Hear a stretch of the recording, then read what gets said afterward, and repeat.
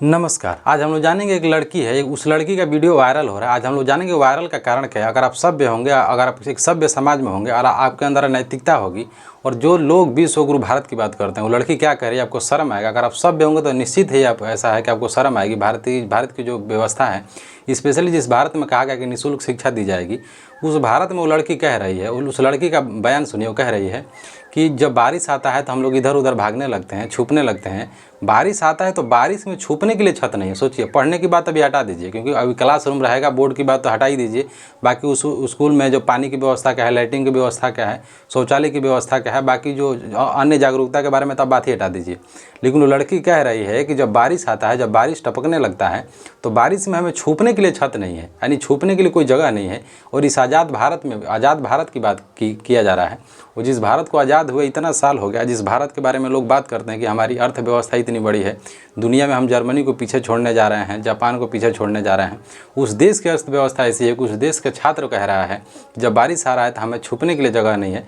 वो कह रहा है, वो लड़की कह रही है, रो रो के कह रही है। बाकी महिला शिक्षा की तो बात ही ख़त्म करिए, क्योंकि जिस देश में नारा लगाया जाता है कि बेटी बचाओ बेटी पढ़ाने के जो नारा लगाया जाता है, उस राज्य में बेटियों के बारे में तो आप छोड़ दीजिए, क्योंकि बेटियों के बारे में कितना बहुत बड़ा विद्यालय खोला गया है, कितनी यूनिवर्सिटियाँ खोली गई हैं, कितनी ऐसी भर्तियाँ निकाली गई जिसमें केवल महिलाएं भर्ती हो सकती हैं। कौन सा यूनिवर्सिटी बनाया गया जिसमें केवल महिलाएं भर्ती हो सकती हैं? कौन सा ऐसा आपका केंद्र बनाया गया जहाँ पे महिलाओं का प्रतिनिधित्व ज़्यादा हो सकता है?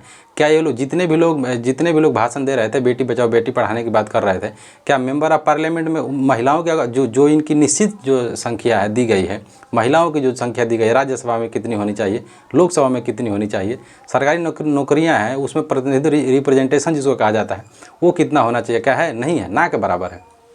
तो उस पर तो सरकार का मुँह ही नहीं है। ना केवल केंद्र सरकार, राज्य सरकार भी इस बात से नहीं कह सकते कि हम इतना ज़्यादा काम किए हैं, क्योंकि सारे वही हैं। क्योंकि जो भारतीय समाज है पितृसत्तात्मक है, स्पेशली महिलाओं के बारे में बड़ा अलग नज़रिए से लोग देखते हैं। और महिलाओं का ज़िंदगी जितना नरकीय भारत में है उतना किसी देश में नहीं है। क्योंकि भारत में भले हमारे जो संविधान है, प्रस्तावना हो गया, संविधान का आर्टिकल हो गया, समाज जो समानता की बात करता है, लेकिन आप वास्तविक में और धरातल पे देखते हैं महिलाओं की जो साक्षरता है, महिलाओं की जो सुरक्षा है, लॉ एंड ऑर्डर हो गया, उसमें आप बात ही नहीं कर सकते। तो हम लोग बात करते हैं लड़की जो कह रही है। लड़की कह रही थी कि जब बारिश आता है तो हम लोग इधर उधर छुपने लगते हैं, हमारे छुपने के लिए छत नहीं है। सोचिए, जब जो लड़की कह रही है कि बारिश होता है स्कूल में और हमारे छुपने के लिए छत नहीं है, तो सोचिए अंदर की व्यवस्था क्या होगी। अब वो लड़की देखिए क्या कह रही है। कह रही है कि सरकार हमें पढ़ाए, हमारे पढ़ने के लिए बोर्ड नहीं है, हमारे पढ़ने के लिए बोर्ड नहीं है, बेंच नहीं है, इसीलिए देश पिछड़ गया। क्योंकि किसी देश को अगर सुधारना है तो सिंपल चीज़ है, शिक्षा और स्वास्थ्य दोनों चीज़ अच्छा होना चाहिए। भारत में दोनों खराब है, दोनों ही खराब है। अगर आप जेंडर वाइज को तो बात ही मत करिए, क्योंकि जेंडर वाइज करेंगे तो सरकार जेंडर वाइज भी नहीं कर पाएगी। और एक वर्ग आधारित जब बात करेंगे, कास्टिज्म बेस जिसको कहा जाता है कि SC ST OBC का जो कंसेप्ट बनाया गया था, निचली जातियाँ बनाई गई थी, जो जनजातियाँ बनाई गई थी, तो जो अनुच्छेद का 4 जो संविधान का जो अनुसूची है 4वीं बनाई गई थी, 5वीं बनाई गई थी, इसमें कंसेप्ट क्या गया, इसको फुलफिल नहीं करा गया आज तक। सोचिए, इस देश में महिलाएं असुरक्षित हैं, वो अलग बात है। इस देश में जिस देश के छात्र पढ़ने जाते हैं और पढ़ने जाने के बाद कोई बच्चा पढ़ने जा रहा है, नाला पार करने के चक्कर में कचड़ा में गिर गया। रोड पे इतना कचड़ा जमा हुआ है कि एक लड़की थी, जा रही थी उत्तर प्रदेश में, और लड़की जा रही थी तो सोची नाले पर चढ़ के हम पार कर लेंगे स्कूल। हुआ है कि पैर फिसला, लड़की गिर गई नाले में, मतलब वो कचड़ा में गिर गई। आज भी देश में ऐसा राज्य है जहाँ पे आता है न्यूज़, वहाँ पे लड़कियाँ नदी पार करके जाती हैं। एक तो जो होता है रस्सी, जिसको रोपवे कहा जाता है, क्या कहा जाता है, उस रस्सी को खींच के लड़कियाँ पढ़ने जा रही थी। सोचिए, उस देश के, उस राज्य के जो मुख्यमंत्री होगा उसको शर्म आनी चाहिए। क्यों शर्म उसको भी नहीं है? कारण है उसका खुद का बेटा खुद इंग्लैंड और जर्मनी पढ़ रहा होगा, तो क्या प्रॉब्लम है? अपना बेटा तो पढ़ ही जाओ, छोड़िए। सरकारी मास्टर का लड़का सरकारी स्कूल में नहीं पढ़ता है, तो जब मास्टर को इतना नैतिकता मर गया है तो नेता का क्या होगा?